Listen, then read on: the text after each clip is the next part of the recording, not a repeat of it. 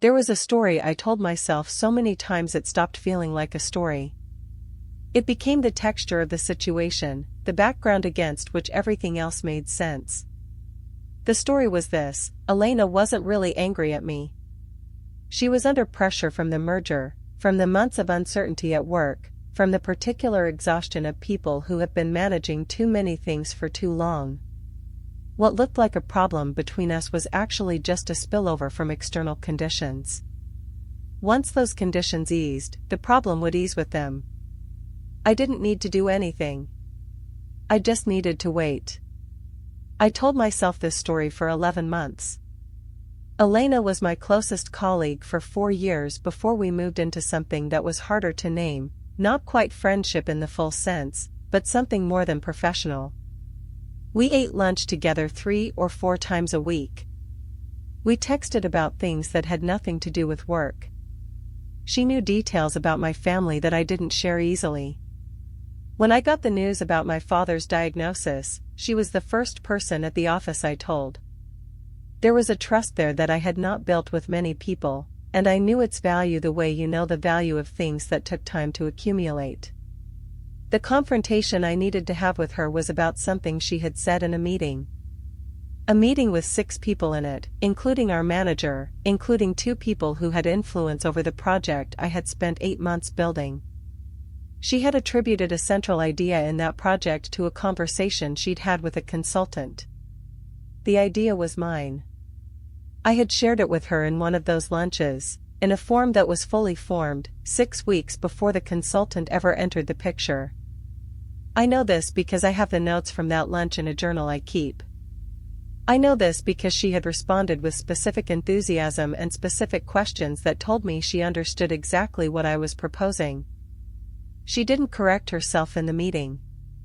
I didn't say anything in the meeting either, and the moment passed, and afterward I watched the idea get attributed, in subsequent conversations, in ways that slowly calcified the wrong version of events into the record. I told myself she hadn't done it deliberately. I told myself she had probably genuinely merged the sources in her memory, that memory is reconstructive, that this was a cognitive error rather than a moral one. I told myself that raising it would damage something fragile, that the professional consequences of an awkward confrontation would outlast the consequences of staying quiet. I told myself that the relationship mattered more than the credit, and that I was being mature by prioritizing the relationship. Every one of these arguments had some merit. That was what made the story so durable. It wasn't constructed from pure fiction. It was constructed from a selective assembly of real considerations, arranged in a sequence that happened to lead inevitably to the conclusion: do nothing. The cost came slowly, which is why I didn't account for it correctly when I was deciding whether to speak. I had been calculating the cost of confrontation, the discomfort, the risk, the potential awkwardness, against what I imagined to be the cost of silence. But I was imagining silence as neutral. As absence. As simply not doing something. What I did not factor in was that silence in that situation was not neutral. It was a daily active choice. Every time I sat across from Elena at lunch and talked about other things, I was choosing the story over the reality. Every time someone in a meeting referenced the idea in the wrong context, and I said nothing, I was paying a small installment on a debt that was accumulating. I became cautious with her in ways I hadn't been before. I stopped sharing ideas at the same depth. I noticed myself summarizing instead of thinking out loud, offering conclusions rather than process. The trust, which had been the thing I told myself I was protecting, was quietly eroding through the act of protection. I was preserving the form of the relationship while allowing its actual content to hollow out. 11 months after the meeting, she noticed. She said, directly, that I had become distant. She said she didn't know what had changed but that something had, and that it bothered her. And I sat with that question, and the entire architecture of the story I had built was suddenly visible to me as a structure, not as reality, but as a construction. I could see the parts. I could see where I had selected certain arguments and discarded others. I could see the function the story had been serving. It had been allowing me to feel that I was the reasonable one, the mature one, the person who had chosen the relationship over ego, while actually I was just the person who had been too afraid to have a difficult conversation and had wrapped that fear in the language of virtue. I told her. Not everything, not in the maximally accusatory form, but honestly. I told her what I had seen in that meeting, what I had felt, what I had done with those feelings for nearly a year. She was quiet for a long time. What she said when she spoke was not what I expected. She said she had known something was wrong from the moment the meeting ended. She had felt it, the mistake of what she'd said, and had waited for me to bring it up, and when I didn't, she had let herself believe that either I hadn't noticed or I didn't care. And so she had done nothing. We had both been waiting for the other person to begin the conversation, and in the waiting, both of us had paid the price that I had been wrongly attributing only to confrontation. The relationship changed after that conversation. It became more careful in some ways, which was an honest reflection of what it was. But it also became more real. The performance of warmth that had been covering the avoidance disappeared, and what remained was something I could actually trust, because it had survived the thing I had been afraid to put it through. The story I had told myself was not designed to protect the relationship. It was designed to protect me from the discomfort of the moment in which I would have to say what I actually saw and risk having what I saw disputed or dismissed. The relationship was the justification, not the reason. The reason was the fear. And the fear had been there from the beginning, wearing the language of maturity and consideration and prioritizing what mattered. I am not sure I could have seen that from the inside while I was inside it. The whole structure of self-deception is that it accounts for the objections. Every time some part of me gestured toward the truth, the story had an answer. That's what made it effective and what made it costly. It was too good to interrogate from within. It required an outside pressure, Elena naming the distance, to make the structure visible. What I take from this is not that confrontation is always right or that silence is always cowardice. What I take is that when I find myself constructing elaborate arguments for a position that happens to be the comfortable one, I should look more carefully at what the arguments are doing. Comfort can be right. But when the conclusion of every line of reasoning is identical and that conclusion always happens to require me to do nothing, the reasoning deserves scrutiny. Not hostility. Scrutiny. The question is simply, am I thinking about this, or am I thinking around it? The difference is small from the inside. The consequences are not.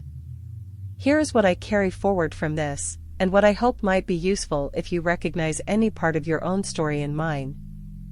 The pattern I described does not operate because we are careless or unintelligent or unaware. It operates because it has a function, because it is doing something for us that we have not found another way to do. Staying in the wrong situation, staying silent when we should speak, not walking away when the door is right there, all of these behaviors persist because they are solving something, even if imperfectly.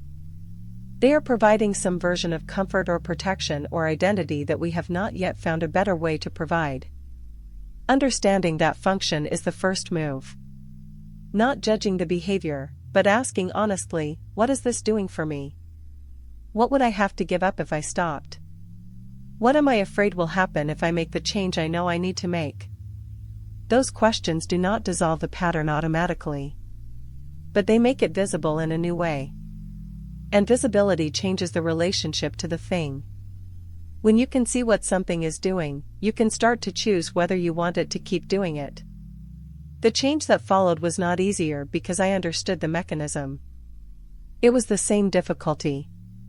But I went into it knowing what I was moving through rather than being entirely inside it without perspective. That perspective is what I want to pass on here. Not the specific story. The structure. The shape of how we stay in things longer than we should, how we look away from things we can see, how we tell ourselves the thing will change without giving it a mechanism for changing. You are not alone in this. It is not a character flaw. It is how the human nervous system manages uncertainty and fear. But you can do something different. The doing starts with the looking. Look at it. Directly. Honestly. Without the story that makes it easier to carry. And then decide what you want to do with what you see. That decision, fully conscious and fully yours, is the only kind that actually changes anything. There is also something I want to say about the specific moment of turning toward rather than away, the moment when you actually do the thing you have been not doing. Because that moment has a texture that I was not prepared for, and that I think is worth naming so you know what to expect when you reach it. It does not feel like relief. Not at first. The moment of change, of finally having the conversation, or walking away, or saying the thing, or making the decision, often feels worse before it feels better. There is a period of acute discomfort in which the old equilibrium has been disturbed but the new one has not yet settled. You have stopped managing the avoidance, which means the thing you were avoiding is now fully present, no longer softened by distance. That period is real and it is temporary. I want to say both of those things with equal emphasis. It is real, do not be surprised by it, do not mistake it for evidence that you made the wrong choice. And it is temporary, it has a duration, and that duration is almost always shorter than the years of management that preceded it. The other side of that period is different. Not perfect, change does not produce perfection. But different in the specific way of someone who has stopped spending energy on maintaining something and can now spend that energy somewhere else. The ambient cost disappears. The weight that you had normalized as simply the weight of life turns out to have been specific and removable. I have felt that release more than once. Each time it is instructive about how much I had been carrying that I didn't know I was carrying. You probably know what you're carrying. You just haven't decided to put it down yet. When you decide, it will be hard first and better after. That is almost always the order of things. And the better, when it arrives, is real. What I notice now, in the life I have after the story I told here, is a kind of attentiveness I didn't have before. Not anxiety, that's different. Anxiety is looking for the thing that might go wrong. What I have is more like a quiet, ongoing check-in. Am I here because I want to be? Am I saying what I actually think? Am I moving toward what matters or managing around something I haven't named? These questions don't produce constant disruption. Most of the time the answer is, yes, I am where I want to be, saying what I think, moving in the right direction. The check-in confirms what I thought. And that confirmation is itself valuable. It builds a different relationship with my own choices. They feel more like choices and less like things happening to me. On the occasions when the answer is different, when the check-in reveals an avoidance or a suppression or a staying too long, I try to act on the information faster than I used to. Not immediately, not impulsively. But without the elaborate deferral structure. Without the "I'll address this when the conditions are better." The conditions will not be better. They will be different. Different is workable. Better is a fiction. I am the only condition that changes. And I change through the practice of looking and then acting on what I see. That's the whole thing. The looking and the acting. Over and over. For as long as it takes. Which is your whole life. But a whole life spent actually inside it is worth more than a whole life spent at the edge of it, managing the view. I know which one I want. I think you do too.